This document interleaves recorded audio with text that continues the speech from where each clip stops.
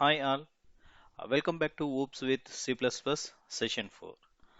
In previous session, we have discussed about limitations of procedural level language, which makes us move to object model language. So in today's session, we will discuss the difference between object and class, and also we will see the classification of object model language. Okay, so um, in the previous session also we have discussed object model language is nothing but it's a collection of objects in this language, and the smallest entity in the object model language is an object. Okay, and we have also seen the smallest entity in the procedural level language is data. Now assume assume the scenario where we want to enter student details. Say I have one student's information, so I am collecting register number, name, age, gender, total marks, and percentage. Now, this is one object which is having the information, which is having the fields register number and the values 1, 2, 3, 4, 5, name Richie, age 18, gender male, total marks 545, percentage 85. Okay. Now, I want to enter another student's information. So what I have to do? I have to do the same thing. I have to type register number, different name, different age, gender, total marks, percentage, and this is students 2's information. Now I have to enter student 3 information. So again I have to enter register number, name, age, gender, total marks, percentage, and here the values are different.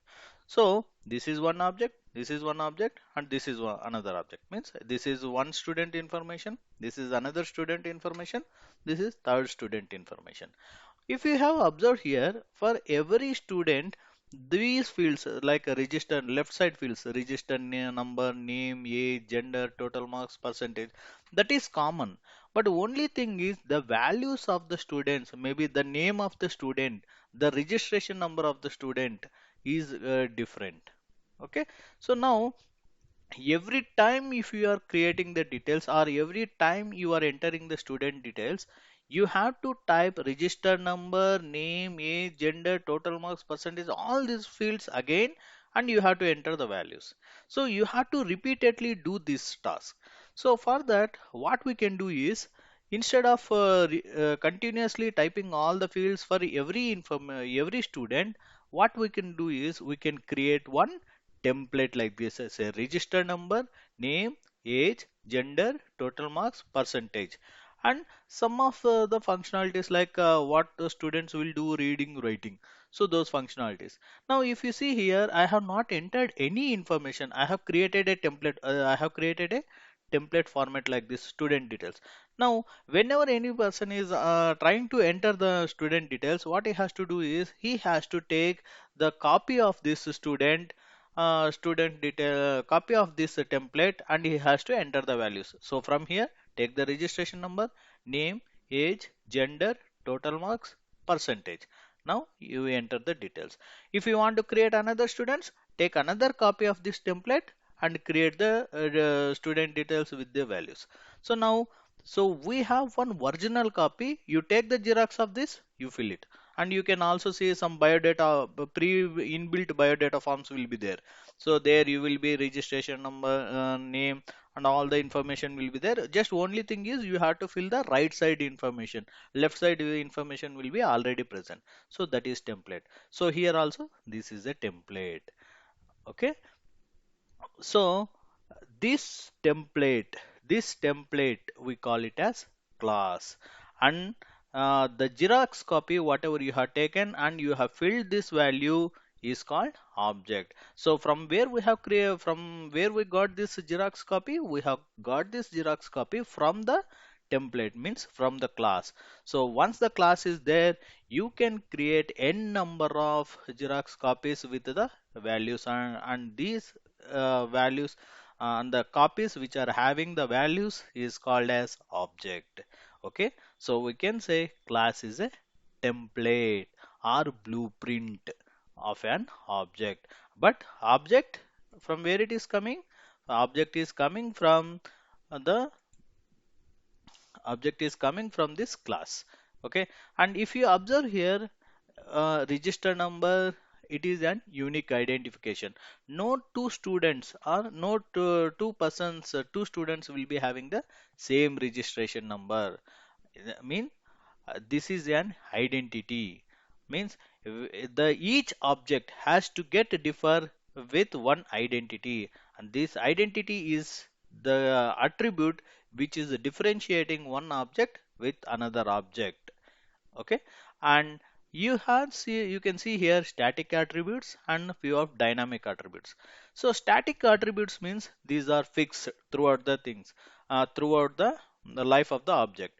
But dynamic attributes will change, like total marks and percentage. So for example, so I am saying static attributes, name, or age, gender. Say for some of the life, so name will be same, gender will be same, unless and until if you go for some extraordinary cases, these the values will change. But generally, the name, age, gender will be static, so it cannot change. It won't be changed. But what about total marks and percentage? If you are reading properly, if you are reading properly and writing the examination properly, the number of total marks whatever you are getting, that will increase. So these dynamic attributes values are directly depends on these behavior, these functionalities are reading or writing. So an object will be having through three important things. One is identity and attributes and behavior. So identity is so, or we can say attributes, we can say state and identity, and the reading and writing functions are behavior. So an object is is one which is having identity, state, and behavior. So state is nothing but characteristics of the characteristics or attributes of the object. Okay, so then characteristics or attributes are of two different types: static attributes and dynamic attributes. So dynamic attributes are completely depends on the behaviors. This reading writing is called behaviors. Okay, so as I told you, so this object is replica of this class, or class is a blueprint and object is an instance of a class. Okay, now so we will recollect the definitions. So class is a template or blueprint of an object. It will tells what an object should consist of, what are the fields it will consist of. That information class will give. So class is an encapsulated unit which consists of data and code acts only on its own data. So here we will say what are the data fields are required in a class. It is having the data fields, and also it is having the behavior fields, means code, the functionality, so which is directly impacting the attributes of the class or data of the class. Okay, so now class doesn't have any physical existence. So if you have seen in the previous videos, uh, in the previous slide here, if you see, this is the just a template, it doesn't have any information. Okay, it doesn't have any information, so there is no value to this. It doesn't have any physical existence. It will be having physical existence only when you have the information like this. Okay, only object will be having the information. Class doesn't have any physical existence.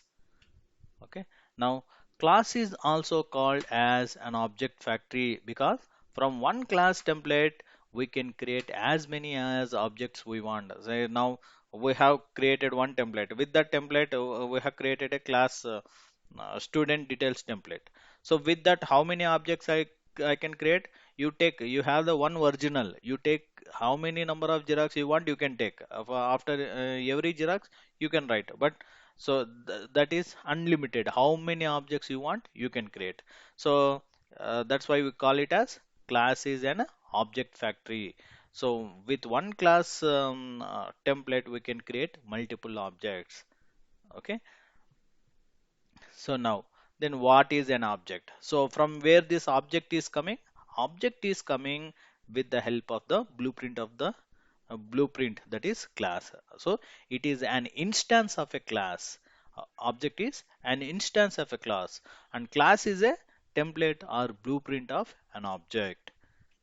Okay, so object is having physical existence, or object holds some physical memory.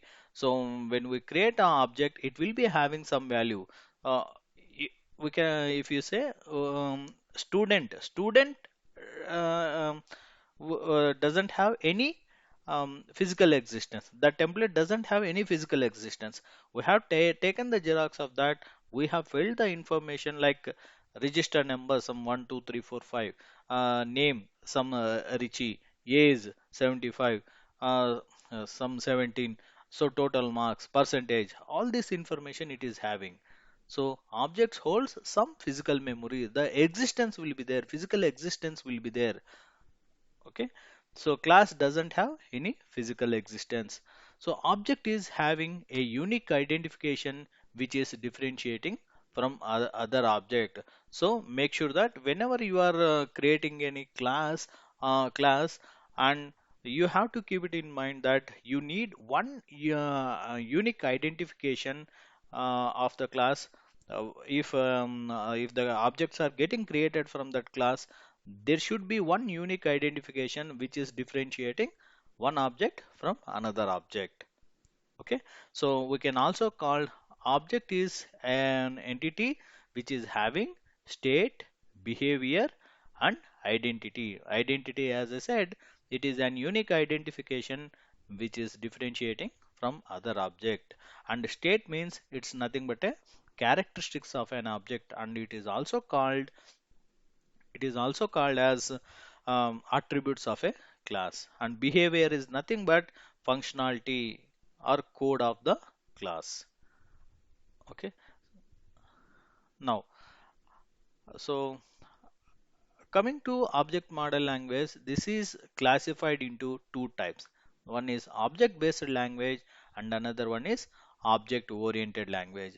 So when we say object based language, here object based languages won't support inheritance. It will support only subset of some OOPS features. It won't support inheritance. Example for this object based language is ADA. Now coming to object-oriented language which supports all the features of OOPS. Any language, any object language which supports all the features of OOPS, that language is called as object-oriented language. So example for this object-oriented language is Java and C Sharp, and we have some other languages also. Now we'll see the features of object-oriented programming language. So when we say OOPS features, we have four important features: abstraction, sorry, encapsulation, polymorphism, and inheritance. These are the four key features of OOPS programming. So any object model language which is following or which is supporting all these four features, that particular model language is called as OOPS, or object oriented programming language. So in upcoming sessions we will see OOPS language. Till now we have discussed about object model language. In that object model language, now our focus is towards OOPS, object oriented programming language. So to revise in this session we have discussed class and object differentiation. So class is have doesn't have any physical existence. It will tell how the object should be, or it is a blueprint of an object.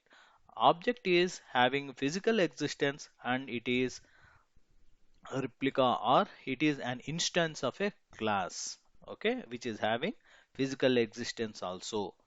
Okay, so that is for today's session. In upcoming session we'll see whoops with C++. We are going to start object oriented programming language with C. So till now we have discussed about what is OOPS, why procedural language, all this theory part we have discussed. Slowly we'll start the programming session in upcoming videos. Thank you. Thanks for watching.